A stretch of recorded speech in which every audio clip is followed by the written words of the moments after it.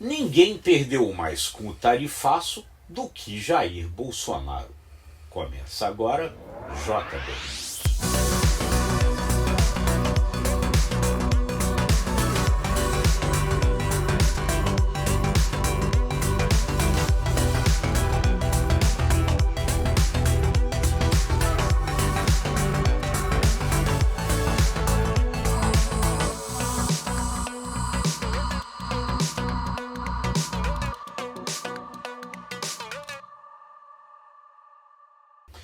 Nesta terça-feira, os senadores brasileiros que estão nos Estados Unidos tentando achar uma forma de evitar que o tarifaço imposto pelo presidente Donald Trump entre de fato em vigor na sexta-feira, vão ter encontros com congressistas norte-americanos. Enquanto eles tentam fazer essas conversas, o deputado Eduardo Bolsonaro declaradamente afirma que fará de tudo para evitar que eles tenham sucesso.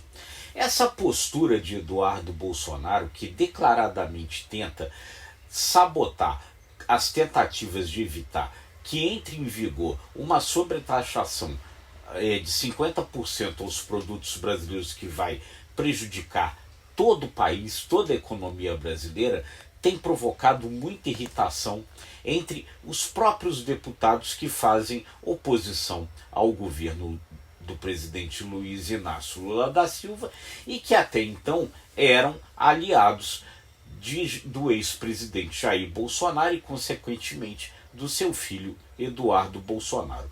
Nessa comitiva de senadores que está lá nos Estados Unidos, há dois ex-ministros de Bolsonaro.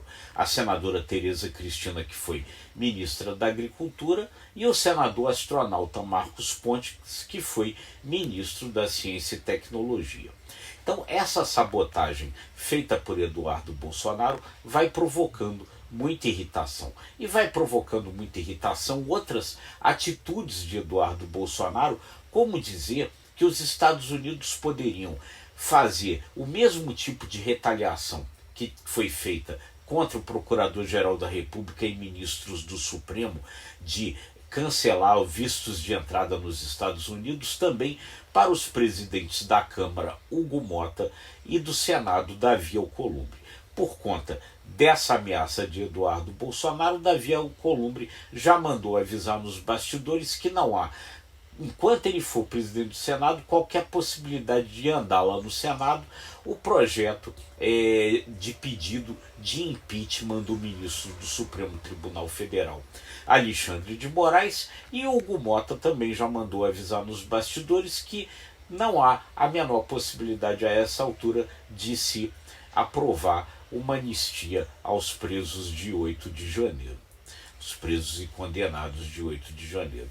Ou seja, vai ficando claro que à medida que vai chegando o tarifaço com esse posicionamento, especialmente de Eduardo Bolsonaro, as condições políticas da família Bolsonaro vão, na verdade, diminuindo. Se isso daí realmente foi feito como Donald Trump escreveu na carta que mandou ao presidente Luiz Inácio Lula da Silva com o intuito de fazer parar o processo contra Jair Bolsonaro no Brasil, o resultado vai sendo o oposto. A coisa vai virando um tremendo tiro pela culatra. E o JBR News, para chegar a essas conclusões, ouviu um deputado do centro, um deputado que não é nem governista nem bolsonarista, o deputado Luiz Carlos Rauli, que avalia que Jair Bolsonaro foi colocado como bucha de canhão por Donald Trump. Ou seja, ele foi colocado ali para se queimar mesmo.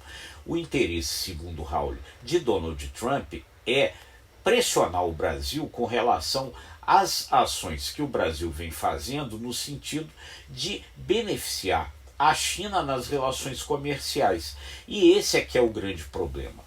Trump vislumbra o início de uma nova guerra fria entre os Estados Unidos e a China no campo comercial e vê o Brasil se aproximando da China a partir do BRICS, do bloco econômico do qual tanto o Brasil quanto a China fazem parte.